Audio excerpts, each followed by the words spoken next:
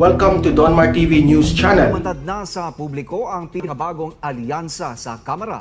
Binubuo ito ng mga dating leader sa Kongreso sa ilalim ni dating House Speaker Alan Peter. Alamin ang kanilang ipinaglalaban sa report ni MJ Mondejar. MJ. Troy, balik aksyon yung mga kongresista, yung mga dating may posisyon sa Kamara na tinanggalan ng pwesto matapos nga magkaroon ng palitan sa liderato kasi ngayong araw lumitaw sila sa kanilang pinakaunang press conference ang BTS sa Kongreso. Were the active members of Senator in the past year. Muling nagsama-sama ang mga kongresistang aktibo sa mga pagdinig noong nakaraang taon. Ngayong araw, kasama ni dating House Speaker Alan Peter Cayetano, isang bagong alyansa ang nabuo. Ang BTS sa Kongreso o ang balik sa tamang serbisyo. Samahan ng mga ex-officers na dating may posisyon sa Kamara sa ilalim noon ni Cayetano. Nawala sila sa eksena matapos silang pagtatatanggalin sa pwesto nang pumasok ang liderato ni House Speaker Lord Alan Velasco. Diin ng grupo, wala silang intensyon na agawin muli ang speakership.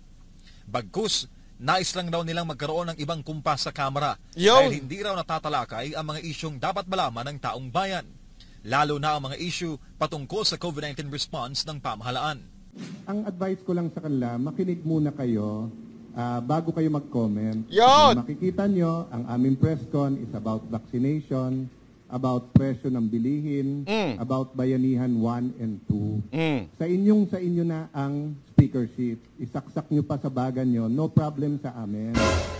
Hindi yun yung issue dito. Isaksak nyo daw sa baga ninyo!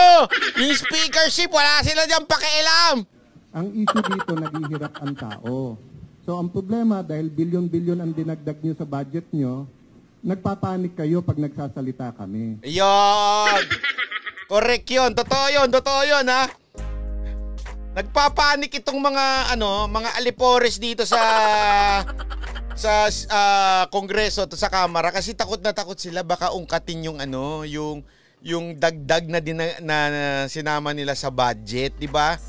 Ilang bilyon yung sinama. Isipin niyo na, sabi ko nga ito, isipin niyo ta, kung hindi totoo yan, kung hindi totoo na may dagdag, si Lacson nagsalita na. Sinigundahan pa ni Pangulong Duterte, di ba?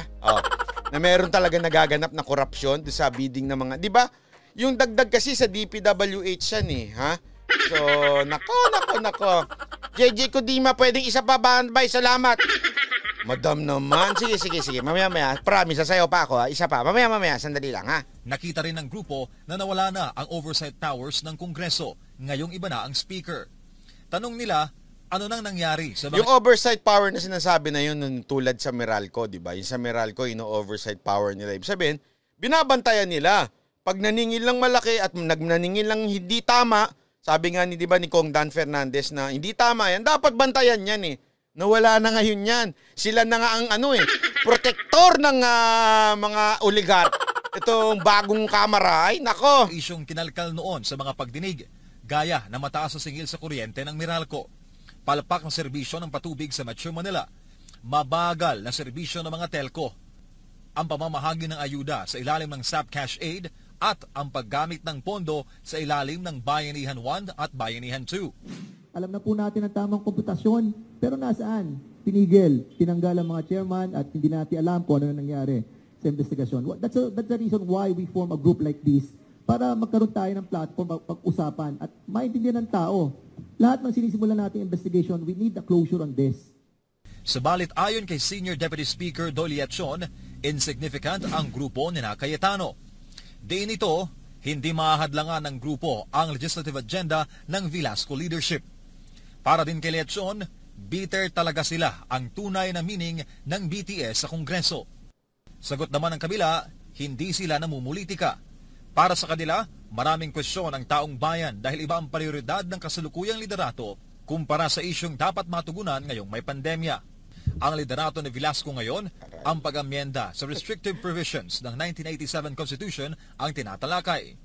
Intensyon ni Velasco na makapagpapasok ng direct foreign investments sa bansa para matugunan ang epekto ng COVID-19 pandemic sa ekonomiya, kaya isinusulong ang tsatsya. Ang sinasabi ko, I challenge Joy Lachon, I challenge Speaker Velasco to answer these issues. Hindi kami na may personal. These are real issues that they have to answer. Sa ngayon, 6 na kongresista lamang ang sumipot sa unang public appearance ng BTS sa Kongreso. Pero ayon sa grupo, marami pa ang nasa likod ng kanilang bagong alyansa. And I will assure... Antay kayo, kasi madami pa yan.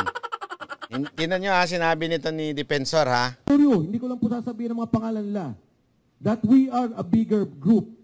We have many sympathizers, supporters that are currently part of the leadership of the House. Marami kaming kasama na committee chairman. At naniniwala kami na sa pamamagitan ng blocking ito, of course, former Speaker Alan Cayetano and all the members here na magkakasama, hindi ho namin kailangan sumabay sa kumpas ng Kongreso ngayon. Gagawa kami ng kumpas dahil ito ang kailangan ng taong bayan. Lahat ng issue na nangyarihan, titingnan namin. Resolutions, mga bills na ipapasa, pag-uusapan sa plenaryo, titingnan namin. Ito ba ang the best na may offer namin sa tao? Kabilang sa ididiin ng BTS sa Kongreso, gagawa rin daw sila ng social media page para direktang maipaabot ng tao ang mga isyong dapat maimbestigahan. Troy, alam mo, BTS rin yung tawag sa sikat na South Korean boy band. Pero ayon kay dating Speaker Cayetano, back to service, BTS, back to service talaga yung tunay na meaning ng BTS sa Kongreso. Hindi lamang sa Kamara, Troy, ginagamit itong BTS ngayon at hindi lang din sa music scene. Dahil sa MRT3, ginagamit rin ngayon ang katagang BTS. Para sa MRT3, ito ang kanilang bagong tracing system. Ngayong Lunes, January 18, balik sesyon na ang mababang kapulungan ng Kongreso. Sabay ng kanilang first session sa taong ito ay magsasagawa rin sila ng investigasyon kaugnay sa vaccination program ng pamahalaan. Troy? MJ, linawin ko lang ha. Yung grupong BTS, hindi ba sila nakukulangan sa performance ng kasalukuyang liderato sa Kamara? Yung tanong nito, Troy, ginawa nila ang grupo bilang pagpuno doon sa mga kakulungan. Kasi nga, tila raw iba yung agenda ng present na liderato. Imbis daw na unahin yung pagtulong na makapagbigay ng inputs sa COVID-19 vaccination, ay ang inuuna daw na mapag-usapan is yung plano, tangka, na pagbabalik ng franchise ng ABS-CBN, which was last week na napag-usapan, pati rin itong isinusulong na charter change. Although maganda naman daw yung layunin, pero importante daw ngayon na mailagay sa tamang direksyon yung mga investigasyon at mga public hearing, gaya ng pagtuon sa lahat ng efforts ng Kongreso para matulungan ang pamahalaan sa laban kontra COVID-19. Troy? Maraming salamat, MJ Mondehar, live nagbabalita mula sa Quezon City. Ayun na. Palakpakan na yun. BTS na tayo ha. Huwag niyong angkinin kasi. Kayong army, huwag niyong angkinin yan. Yung BTS army, inaangkin masyado yung BTS na yun eh.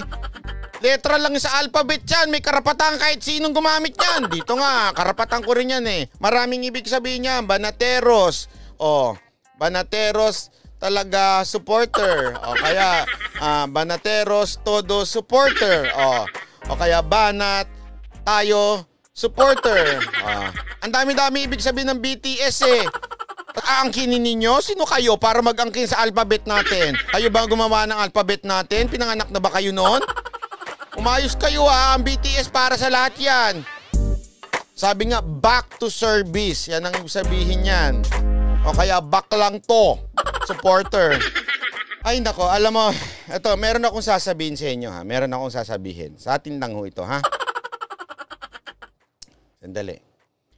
Parang medyo nagdududa ako dito sa sa ginagawa nila sa Kamara ha. Alam mo, ako 'di ba sinabi ko kahapon, nag-disagree ako kay Cayetano doon sa sinabi niyang hindi pa napapanahon yung tsa-tsa. Nag-disagree ako doon kahapon, naalala ninyo?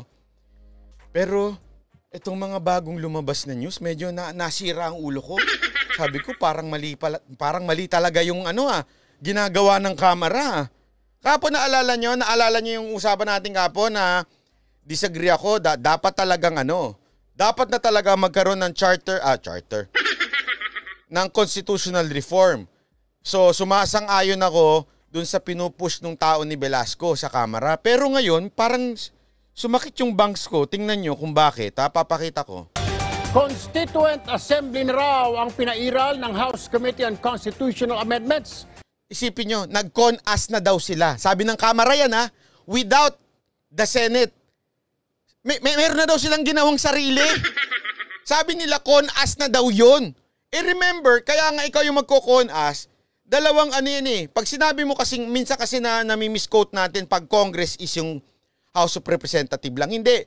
When you say Congress, Senate, and the House of Representative. Kaya nga ang tinatawag dyan yun ba yun? Ayaw man nilang tawagin lower chamber, parang ganon.